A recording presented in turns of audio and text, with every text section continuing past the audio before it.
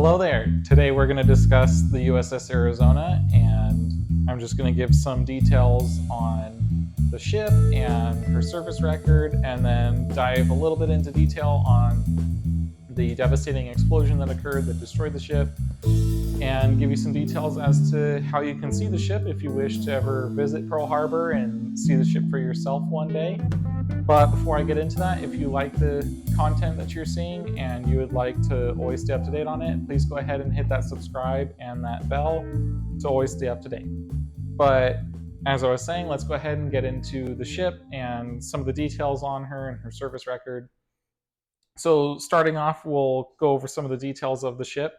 The USS Arizona was designed and built in World War I, and her primary armament was the 14-inch cannon at the time, and it was in .45 caliber. And now, if you remember in the Missouri video, I talked about the caliber on ships refers to the length of barrels. So the length of Arizona's guns were 5 calibers shorter than those on the Missouri, as well as 2 inches smaller in diameter. But for the time, these were very powerful guns. These were very big guns for the time.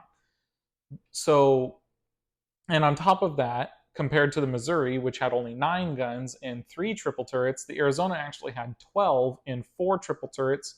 She had 2 in front and 2 in back. And to complement that, she had 22 5-inch guns, and I believe it was like 4 3-inch guns or something like that.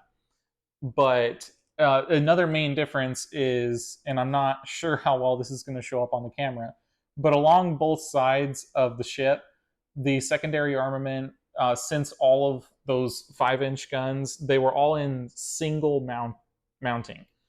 So what that is, unlike on the Missouri, the 5-inch guns on the Missouri are all in dual mounts. So you have a turret with 2 guns in it, and they had a system for loading them. They could shoot very quickly. But on this ship, since it's about a 20, 30-year-old ship compared to the Missouri, all the guns that are the secondary armament are lined up in single mounts along the side of the ship.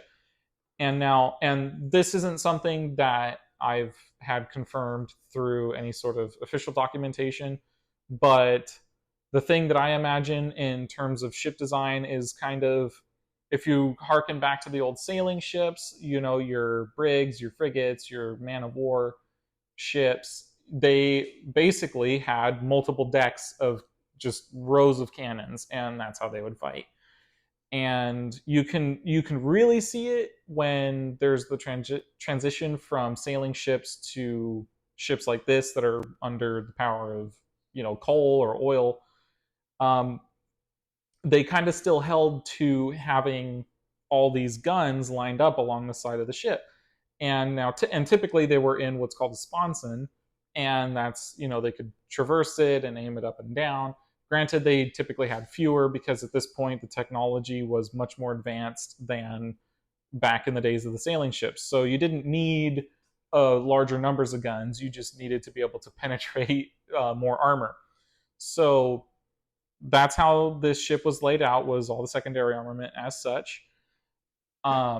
And the guns basically are, aside from the ability to traverse the Panama Canal, which was, you know, part of what dictates the width of the ship, the armament is the other part that dictates the parameters of the ship. And and before I forget, this ship actually, as I'm sure some people today, or a number of people, when they think of a battleship, they think of the guns, right? You think, oh, these big massive guns, they can sling this massive shell many miles away.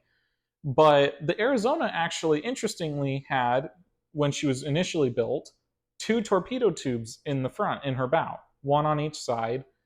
And now normally torpedo tubes are submarines, destroyers, some cruisers, but mostly submarines and destroyers, and then also patrol boats and stuff like that.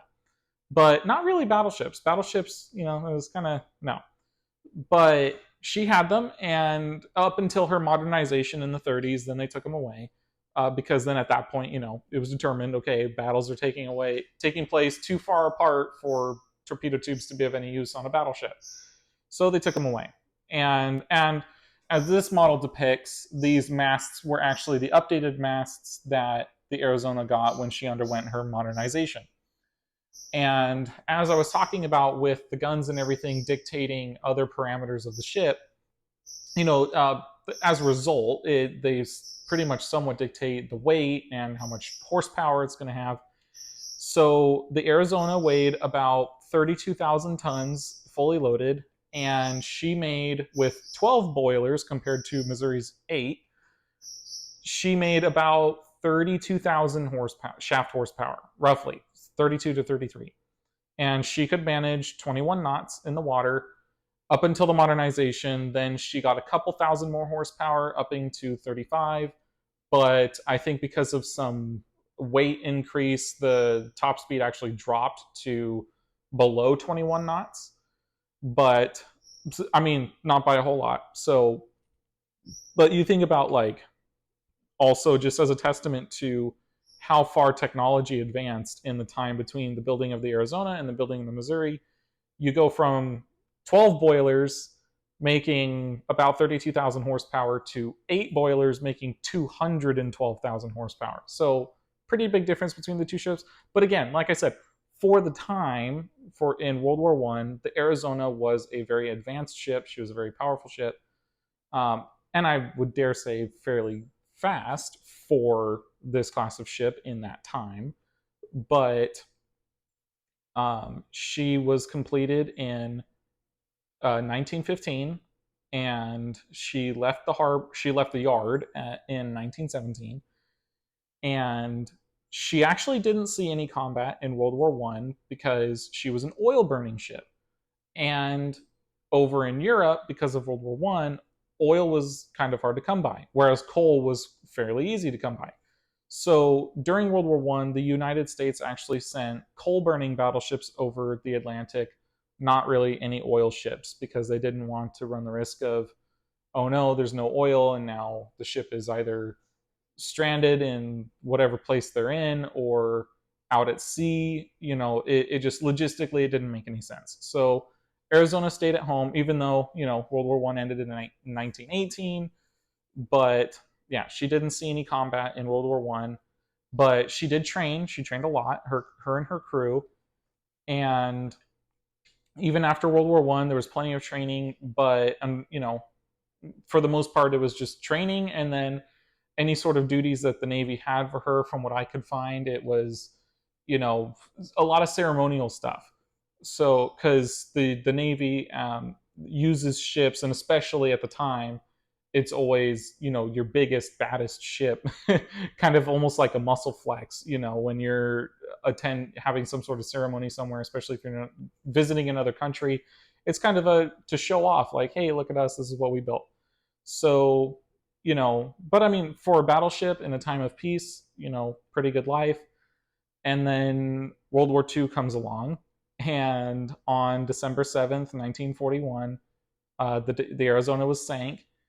And getting into kind of the details of this, the attack lasted multiple hours, but it started in Hawaii time. It started at 7:55 a.m., and by 8:06, the ship was sank. So only a mere 11 minutes after the battle started, and the Arizona was out of commission. Now, mind you, she wasn't hit by only one bomb. Granted, there was a singular bomb that caused the devastating explosion that sank the ship, but there were several bombs that hit before that, and they caused some minor fires, I think. Not too terribly serious damage, but it was that final bomb that really did her in. And mind you, these bombs, from what I could find, were actually retrofitted battleship shells that the Japanese had, because they didn't have a bomb at the time that could penetrate even the Arizona. Which, mind you, World War One ship. This is the start of World War Two. The Iowa class battleship had been designed at this point. It had gotten, I believe, past the drawing board, and they were looking at starting to build the ships. But so even for World War One ship, you think about, like, the Japanese didn't have something that could kill it. Aside from, they had their torpedoes, which they did modify their torpedoes to be able to work in the shallow waters of Pearl Harbor. But the torpedo is not what killed the ship. It was this bomb, which was a retrofitted artillery shell, battleship shell. I forget the exact size of it, but it was something that was good at penetrating a lot of armor, and they just retrofitted it to drop it from a plane and suddenly have a very capable bomb. And this bomb in particular, again, from the reports I can find, talk about it was a high level bombing strike, and the bomb penetrated somewhere near turret 2. Now we don't know exactly where. It's just known it was somewhere in this area in the forward portion of the ship, and that it had to have penetrated down to the magazine, which, now mind you, these guns sit on top of what's called a barbette, and the barbette goes down pretty much to the bottom of the ship, if not literally I've seen it talked about in most cases, it goes down to the keel of the ship, which is, to my understanding, that is the bottom of the ship. And the magazine is towards the bottom portion. So all the gunpowder, all the shell, the high explosive shells that they would have been capable of firing, all would have been down there. So the bomb penetrated the deck, which I know, again, most of the time when I see stuff talking about armor thicknesses and stuff like that, it's in millimeters, but then other times it'll be in feet. So it's hard to keep track, but it was roughly about a foot thick of armor for the deck.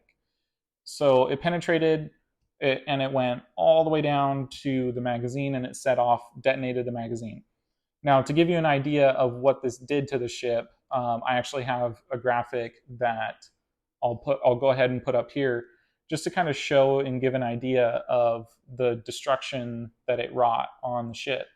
So what it did is there's kind of a shear that it did, and the explosion was so powerful, everything that was above the explosion got pushed up and away, and everything that was below the explosion got pushed down and away. So it kind of split it open, almost like a clamshell in this location. Now, another thing I have heard, but I was not able to confirm before recording this, is, if I recall correctly, because I did visit Pearl Harbor, I actually saw this ship, the memorial for it. What I recall them saying at the memorial is that the explosion was so powerful, it actually blew the ship out of the water by about 20 feet. Again, I cannot verify that for certain. So if there's any of you watching this right now who has been to the memorial, or maybe if you're someone who works for the memorial and you're watching this right now and you can verify, please go ahead and put in the comments and let me know if that is true or not, or if there are actually reports of that being the case or not. But that's just what I'm recalling. But for sure, what is known is the whole shearing and the splitting, just from understanding of what an explosion does. An explosion of this caliber, because again, we're talking 14-inch guns. So, and I don't know the loadout for these ships. I know the loadout for a Iowa class battleship, which I also have a picture of the loadout for that. I'll go ahead and throw it up here so you can see. It's for the Iowa class, at least, they do your shell, which is like a 2,700 pound projectile, and then 6 bags of gunpowder, each bag individually weighing 110 pounds. So for an Iowa class, you have 660 pounds of gunpowder to fire one shell.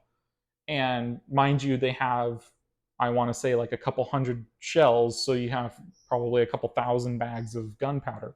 I don't know how many bags of gunpowder or how much they weighed for this class of ship, but I would imagine it's somewhere fairly similar. But still, we're talking thousands of pounds of gunpowder going off all at the same time. It's devastating. And the destruction that wrought was, of course, 1,100 crew members, almost 1,200 crew members of the ship's crew were killed instantly out of the roughly 1,500 that were aboard her at the time. And again, if I recall correctly, it's also been talked about that the explosion, the shockwave of it, shattered windows for a few miles around, and it was definitely heard for a great many ways around on the island. But it was a very devastating explosion. And the thing that is confirmed is that after the explosion, this whole forward section, because now a whole portion of the ship has been essentially deleted, the portions above it dropped down 20 to 30 feet. So think like a sinkhole, but with a ship. So that's pretty much the, I mean, life and tragic death of the ship. I mean, for me at least, understanding explosions and how they work, it is, I mean, it's the explosion is very sad. It's a very emotional thing, but it is also like, to in a certain way for me, it's impressive to think about. But yeah, it's this topic. There's not a whole lot to laugh about, unfortunately, when talking about this ship. But it because, like I said, it's a very emotional experience. So, and with that in mind, to go into, if you want to see this ship, the memorial in Pearl Harbor, as she currently rests today, her whole entire upper, like everything from the main deck upward, in terms of the superstructure, has been removed long since, as well as all of her turrets have been removed, but not the barbettes. Like I said, barbette goes very far down. You can't really just take it out, but they took all the turrets off. So when you go and you see it, turret number 3, which is back here, is that barbette is the one that pokes above the water just a little bit. But then, to give you an idea, so basically, if you haven't seen the memorial is built somewhere roughly halfway of the ship, and it spans the entire width of it. It actually goes over a bit, and they have all the plenty of different locations to look at the ship. It's plain easy to see the ship because it's so shallow. You can see a decent portion of the ship from the memorial, especially because they have a couple of little sections where you can look down into the water to see it. And then they have a buoy, two white buoys. They have one at the front marking where the bow is, and one at the rear marking where the stern is. So you get an idea of how long the ship is. But I know for me, it was a very emotional experience going to and from. Although interestingly, the emotions were hitting me, at least, going to and from it, but not while I was on the memorial, um, which I found a little bit interesting. Although I think it was because I was trying so hard to like get as many pictures for memory as possible of everything they had. But my advice for, if you're going to go see it, the way it works is Pearl Harbor is, so essentially there's 4 main things to see: the Arizona, the Missouri, the Aviation Museum, and the USS Bofin, which is a submarine. It was built in World War II and then modernized at one point. I forget exactly when it was decommissioned and it became part of the museum, but there's that as well. And they have a whole thing that talks about submarine technology and history and all that. But if you want to see the Arizona, it's not as simple as just walking up to the gate and getting paying to enter. You actually have to go online the day before and select the time that you'd like to see it and how many tickets you need, and then just hope that you've got a good internet connection and that you can get a ticket, because it is first come first serve. There is no reservation. There is no paying a little more money to get at the front of the line. There is none of that. This isn't like Disneyland. There is no fast pass or anything. It's first come first serve. So if you're planning on seeing it and you're in Hawaii, leave yourself a couple days, room for error, because basically be ready and willing to swap things around. Because when I went, that's actually what ended up happening. That we wanted to go one day, we tried to get tickets the day prior, and it just didn't work. The internet connection we had wasn't all that great, so we missed out. But then the next day, we were able to get tickets for that following day, and then we got to go see it. So that's kind of my suggestion to you if you're trying to see this ship. It is a very, very cool location to go see. And I don't remember, I might have mentioned this in my Missouri video. If I didn't, then I'll mention it here. The Arizona is moored facing out of the harbor because it was basically like, if we need the ships to leave in a short notice, you just button things down on the ship and untie her from the dock and everything, or the moor, and you can sail out. but she's facing outward, and the Missouri is about, I think they say it's like 100 yards or something.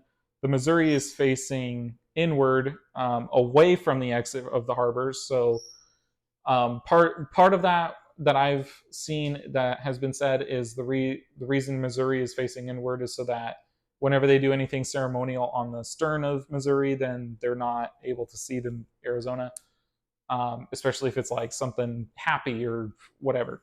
But also, the main guns of the Missouri are pointed upward, and the symbology there is that the Missouri is keeping watch over the Arizona as she's laid to rest for the rest of her days on this earth, as so long as the metal and everything exists. But that's the symbology there. That's so if you go today, that's what you'll see is your Arizona memorial and then the Missouri. Now, and also before I fully move off of this topic, another quick thing with if you're going to go see this, it's when the time comes for you to see it, you'll hop on a ferry. They'll ferry you over. You'll have about 10-15 minutes, I want to say, to look around, and then they line you up and they put you on a ferry to come back. And then on the same side of the water is where you can see the USS Bowfin. But then if you want to see the Missouri or the Aviation Museum, you have to catch a bus, and they'll take you over a bridge onto Ford Island, and they'll drop you off at either the Aviation Museum or the Missouri, and it kind of goes in a circuit. So that's in case you're going and you want to try and maximize your time in one place or another, so you're not accidentally wasting time traveling more than you need. But yeah, those are kind of all the details I wanted to give about the ship and the advice I wanted to give if you wanted to see her. Again, if you like this content, I greatly appreciate the interaction. If you could hit that like button and comment and give me ideas for things you would like to see videos on. And I think I might have misstated in the prior video, but World War II is my area of not expertise, but it's just the period of history that I've spent the most time studying. So that's where I'll have the easiest time making a new video and giving details on it. But any interesting event in history, like I said, I will give it genuine consideration. I'll see about making a video on it. And yeah, so I hope you guys all have a great day. I hope you enjoyed, and thank you for watching.